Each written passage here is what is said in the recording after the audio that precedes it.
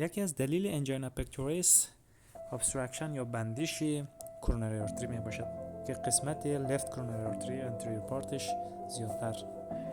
شامل میشه. خب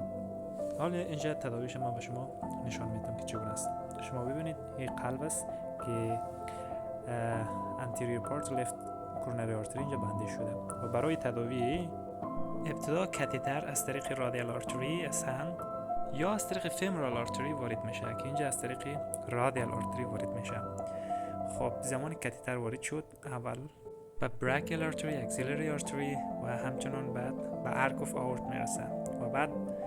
کاتتر وارد قلب نمیشه بلکه وارد لفت کرونری آرتری ساحه که آسیب دیده میشه و از لفت کرونری آرتری به دو دسته تقسیم میشه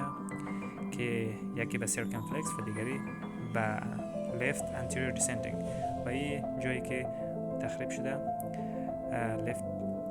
انتریور دیسندینگ است که در اینجا کاتتر وارد میشه و در اینجا استنت، همین آله‌ای که میبینید شما فعلا همین استنت در اینجا از طریق کاتتر جاگذاری میشه